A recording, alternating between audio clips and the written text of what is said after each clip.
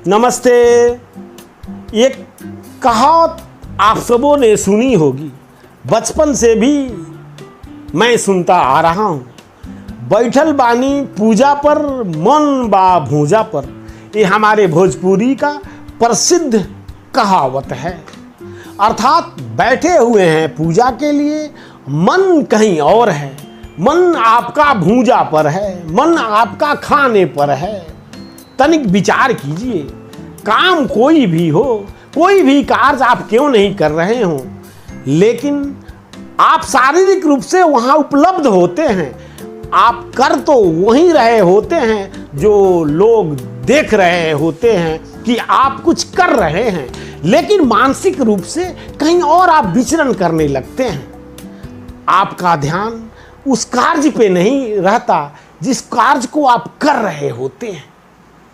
और इससे क्या प्रभाव पड़ता है, इसका क्या असर होता है, आप बखूबी समझते हैं। इसका तनिक विश्लेषण कीजिए, तब आप समझेंगे कि कितनी बड़ी मूर्खता है कि आप शारीरिक रूप से तो कहीं और होते हैं और मानसिक रूप से कहीं और। ऐसा तालमेल कभी भी किसी कार्य को अंजाम नहीं दे सकता है, ना ही कोई कार्य पूरा हो सकता है। और जब कोई कार्य ही पूरा नहीं होगा तो उसके फल, उसके परिणाम कैसे आपको प्राप्त होंगे। फिर आप को लोग हंसेंगे, जग हंसाई होगा, लोग आपको दोष देंगे, आपको निकम्मा कहेंगे, आपको बेकार कहेंगे, आपको फालतू का आदमी कहेंगे कि आप कोई कार्य ढंग से कर ही नहीं पाते। जबकि गलती ये आपकी नहीं, आपके मन की है। इसी को तो समझना है। इसको जब समझ गए तो आपके सभी कार्य सरलता से होने लगेंगे और आपके परिणाम उसके अनुकूल ही उपलब्ध होने लगेंगे जिसके लिए आप ललायित रहते हैं, अथवा किसी कार्य को करने के लिए आप में जोश होता है, किसी कार्य को करने की ठान बैठते हैं कि मैं ये कार्य करूंगा तो मुझे ये परिणाम प्राप्त होंगे, मुझे ये फल मिलेंगे। तो आप एक आस लगाए बैठे हैं, आप एक अपेक्षा में बैठे हैं, आप एक आकांक्षा कर बैठे हैं, कार्य भी करते हैं लेकिन सफल नहीं होता।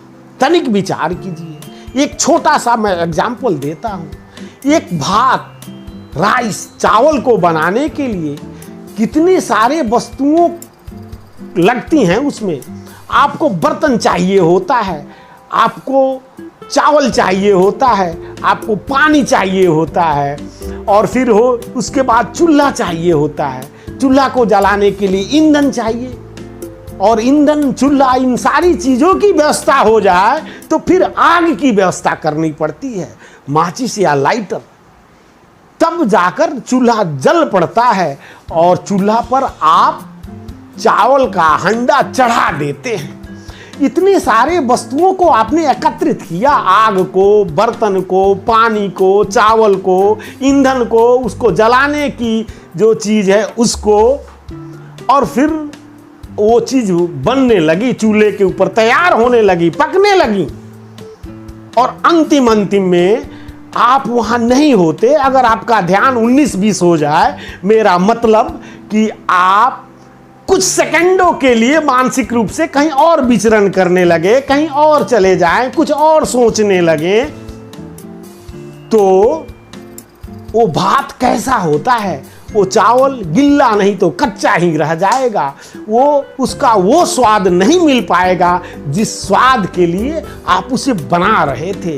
कुछ ना कुछ तो फर्क हो जाएगा, गड़बड़ा जाएगा। खाने वाले आपके ऊपर हंसने लगेंगे, लोग आपका मजाक उड़ाएंगे कि निकम्मा है, कोई कार्य ढंग से करता ही नहीं है।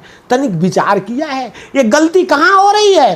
तो ये मानसिक रूप से बहक जाना, मानसिक रूप से विचरण करने लगना और शरीर को कहीं और छोड़ देना। अरे विचरण ही करना है तो शरीर के साथ करो यार, शरीर से जुदा मत हो।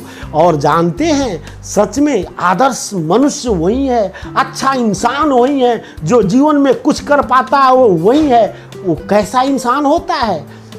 आप यही हैं। जब जहां आप हो मानसिक रूप से और शारीरिक रूप से उसी जगह पर हो और उसी कार्य को करें तो सफलता किसी के रोकने से नहीं रुकेगा।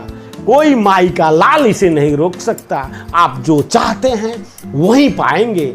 बेशक आपका कार्य, आपका शरीर और आपका मन दोनों उसी जगह पर हो, तब आप जो चाहें वो कर पाएंगे, वो कर सकते हैं और परिणाम आपके हक में होंगे, आपके पक्ष में होंगे, आपके हित में होंगे। इसीलिए दोस्तों, जब जहां है शारीरिक रूप से, मानसिक रूप से भी वहीं रहने का प्रयास करें। इसी में हंसी का राज समाहित है। तब जाकर आप खुश हो पाते हैं, तब आपके पास ऊर्जा का संचार होता है और आप मजे में अपने जीवन को जीने लगते हैं। तो दोस्तों, मनोज उपाध्याय को सब्सक्राइब अवश्य करें। दे इजाजत, फिर मिलूंगा। धन्यवाद दोस्तों।